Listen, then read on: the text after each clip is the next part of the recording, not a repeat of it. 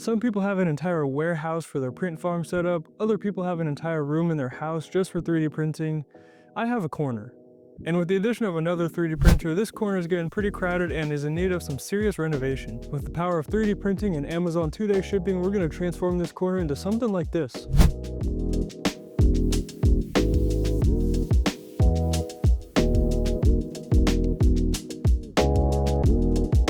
Now let's find out how we got there, and let's look at a list of all the things I want to accomplish. Obviously, the first thing I want to accomplish is get all 3 machines on the shelf. Right now I only have 2. I need to fix that. The next one is organize filament. My filament is all over the place right now. I just need a better place to store it, or maybe just clean it up a bit. The next thing is add a build plate holder for the P1S. I'd like to add LED lights for the entire shelf setup. Move my Panda screen so that it's more accessible and not in the corner. Set up an external camera to monitor the entire setup from my phone. Incorporate filament dryers for those hard to use filaments. Spare part storage using Graffinity. And in my opinion, the coolest one of them all, combined poop collection. Let's see how many of these things we can actually accomplish. But with that being said, let's hop into the other room and get to work. Hey, I'm trying to hit 10,000 subscribers before Christmas. I need your help. Click subscribe. See ya. Here's the current setup. I'm not going to sugarcoat it. It's a little bit of a mess down there.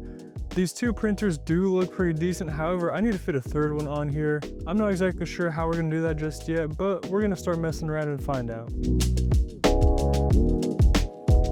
Alright, so first things first, we gotta get these printers out of here and get all the filament off. I need an empty shelf so I can see what I'm working with. My first idea for getting 3 printers on here is taking this top shelf right here, moving it down a level, maybe even 2 levels, moving the P1S shelf down a level as well, and that should give us enough room to hopefully add another printer. Honestly, there's only one way to find out, and that's just to do it, so let's get started.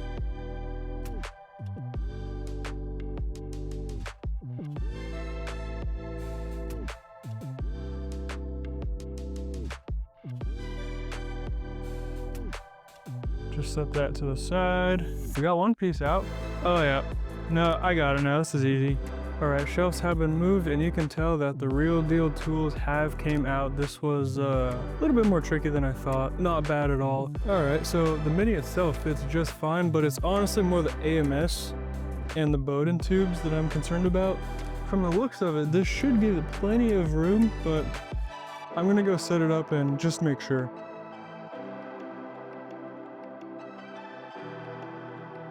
Oh yeah, there's plenty of room for this. This is gonna be no problem. Next thing I want to do is see how much filament I can fit in this new little area down here. I don't think it's going to be much, but we'll find out. All right, that worked out pretty well, but I really can't tell what filaments I have. If you have a cool storage solution for these filaments where you can see everything you got, let me know in the comments down below because I definitely need something else for this. And we already have the A1 Mini in place. Next, I'm going to go grab the P1S, pop it in its spot, and then the A1.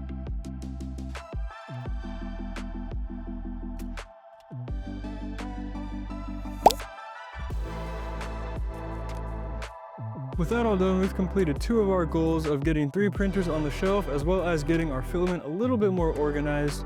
Again, I'm still looking for a better solution for that filament, but for now, it'll do just fine. The next thing I want to tackle is the lighting by adding some light bars above all the printers just to get them looking that much better. I'm going to be using this LED under cabinet lighting that I got on Amazon. At the moment, I'm only going to be able to light up the A1 Mini and the P1S, but still I think these things are going to work out just great. Dang! Wow, that's awesome. And it's dimmable. And the camera's not picking up how bright this is. This is actually going to work out perfect. So the cool thing about these lights is that you can actually daisy chain them together. So I can go and plug this into another light bar, and that's exactly how I'm going to switch levels on this whole shelf system. I'm also going to do this the not smart way and stick the lights where I want them and hope that there's enough cable to get there. I'm not actually going to measure it out, which, you know what, is probably going to backfire, but it is what it is. Oh, that thing is solid. That thing is not going anywhere. Now let's get one above the P1S. Now, I know this light isn't going to do much because the P1S has this glass on top of it, but you know what? It's better than nothing. These lights also came with this nice controller that I'm going to mount right there. On second thought, I'm going to mount it on the side because I really don't want to see the wires. Next, I'm going to get everything plugged in and then I'm going to organize the cables. Look at that difference. For cable management, I'm just gonna throw some zip ties through these little mounting holes right here. Unfortunately, these are the smallest zip ties I have. And that ended up working perfectly. You can't see the cable at all. Well, until you get to this mess, but I'm fixing that next. While we're here, the P1S is actually super lit up, even though it's going through the glass. That's providing a lot of light on the inside there. I love it. Cable management went super well until you get to about right here. I don't know what happened. I really have no place to put zip ties. Nothing on this rail, nothing on this rail. I could just throw a zip tie around the entire bar, but honestly, I just don't like the way that that would look. I know it's not great, but it'll work for me. Did you really think I was gonna leave all those zip ties? Come on. All right, lighting is all done. Let's move on to build plate storage for the P1S.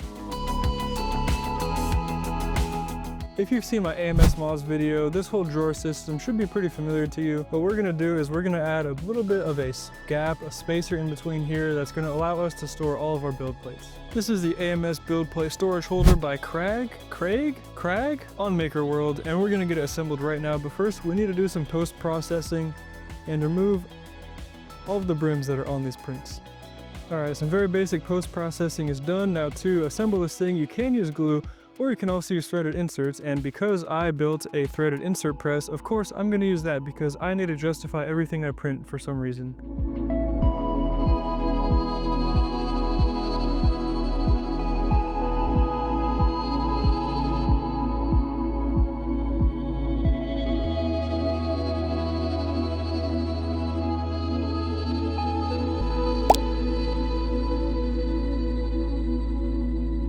Unfortunately, this one just did not turn out the way I expected. It doesn't really fit onto my drawer setup that I was hoping it would. AMS also doesn't fit onto the actual build plate holder itself, which I'm pretty disappointed in. This is really nothing against the creator of this. I'm sure if I just loosened up some things that this would fit. My issue is more that it doesn't fit on the stand that I was hoping it did, which that's my fault. I should have done some research and realized that that corner is raised up and there's nowhere for it to go in the build plate holder. That's on me. I'm still going to use it till I can find something better though. Back to the AMS drawers. I've been storing a bunch of nonsense in here, and it's time I finally change that and get a little bit organized. This insert that will be linked in the description allows you to store all of your spare parts for all of your Bambu printers, your nozzles, your scrapers, pretty much everything that comes in that spare parts kit with any of your printers, you'll be able to store in here. Now this is pretty bulky and doesn't allow for any customization, so for that, I'm going to put Gridfinity in the rest of these bins. And with the power of Gridfinity, you can store literally anything that you want in these bins as long as it still fits the height requirement.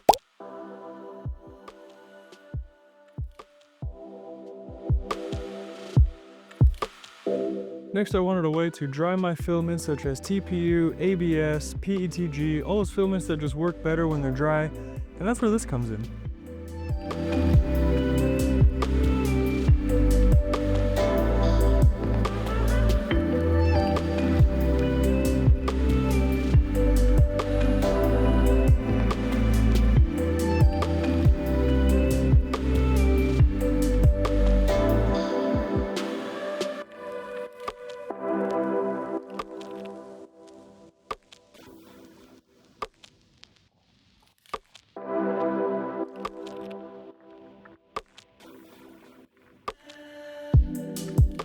For storage and keeping filament dry while I'm not actually printing with it, I'm going to throw it right here next to the A1 Mini, and then as soon as I need it for another printer, I can just easily move it around. Now I can finally get rid of this bag that I've been using to hold my TPU and keep it out of harm's way, also known as humidity.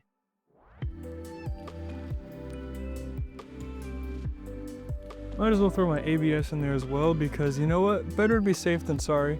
And since this filament holder can hold 2 rolls, let's keep the most vulnerable ones out of the humidity. The Panda Touch by Big Tree Tech has been one of my favorite upgrades by far for all of my Bambu printers. It controls all of them all from one screen, but I have it tucked away in the corner connected to my P1S. I think we should move it a little bit more centrally located. Thanks to a comment on one of my videos, I found out that you can put the Panda Touch anywhere you want. It doesn't have to actually be plugged into one of your printers because it connects via Wi-Fi. So that means as long as you have a USB box to plug this into and an outlet nearby, you can put the Panda Touch anywhere.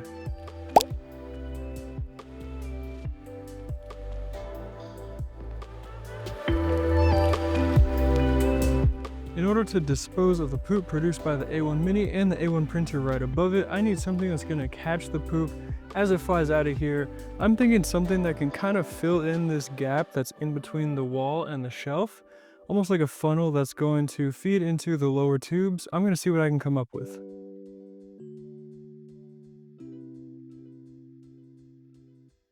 I hope you guys liked watching me struggle to use the loft tool. This is what I came up with. You can see it's not the cleanest print at the moment, but I just want to make sure it works, and then I'll clean up the prints, add a way to attach it to the wall, and we'll go from there. So I'm gonna set these up right where I think the poop is gonna land, which is about right there.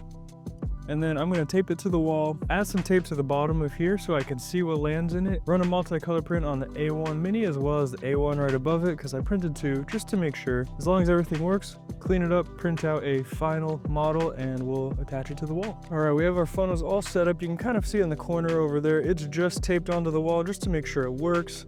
Now, there are solutions that do attach to the printer itself, and this is one of them.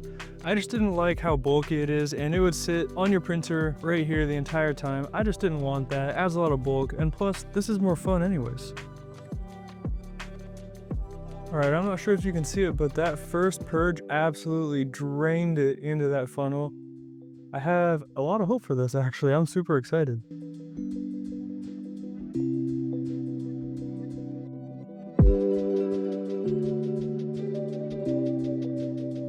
Big reveal, we are 3 for 3 for catching the poops out of the A1 Mini. That's good enough for me. I'm gonna go work on a final design and get it printing out. The final product, you can see that I added some spots up here to attach it to the wall. I'm just gonna use some tacks, but you can use pretty much anything you want. And then I super glued one of the tubes to the bottom of it so that it attaches to the rest of the system. I'm gonna get these things attached to the wall, lined up properly so we can get to printing. We have our bucket all set up for the A1 Mini.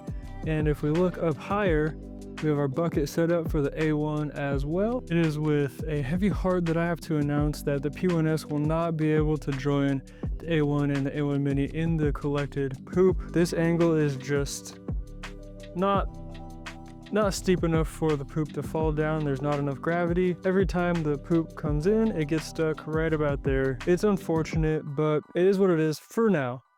This is definitely going to be fixed in the future. You just got to give me some time. That being said, I have decided to add a bit of a Y connection as well as a lot of extensions for the A1 chute, and then this is for the A1 Mini chute so that they're going to link up together. I wish this was easier for me to show you guys, but here it is, and I have attached a bag at the bottom of the Y connection. Obviously in the future I'm going to attach a garbage bag just so we have a lot more room. Here is the A1 Mini collection points, and then you can see the tube on the other side goes all the way up to the A1 collection points. Let's get some multicolored prints going and test this thing out for the first time.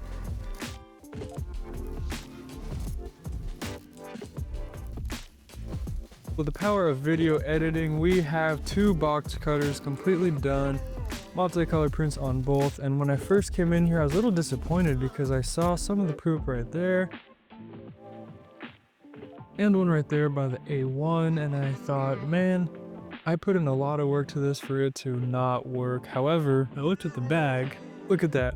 We caught 99% of all the poop from both printers. Now, like I said, we did have a couple of ones that didn't make it, but I'm very happy with the success rate of this setup, and honestly, I can't wait to print some more in-depth multicolor prints and see how quickly this bag really fills up.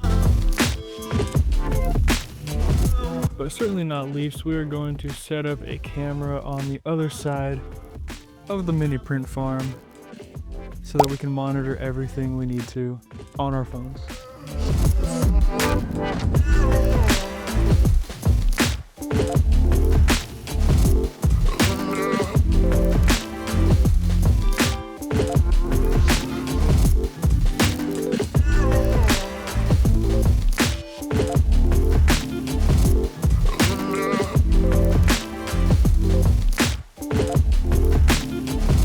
If you guys made it this far into the video, I just want to say thank you for watching this. And I know this took me a while to make. I've been working on this for about 2 weeks now, between filming and printing things out, testing everything out, having to go to work in between. It's taken me some time to get this video out, but I think it was completely worth the wait. I mean, come on.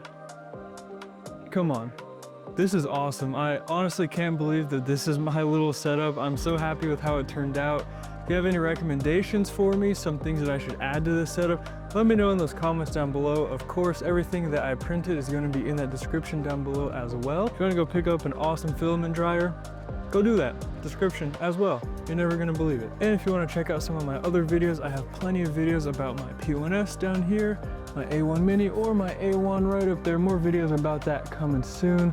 Check those out. There's going to be a video right here. You can also check that one out if you want. And I just wanted to say thank you again for watching this video. I'm sorry it took me so long to get this out, but I hope you have a great rest of your day.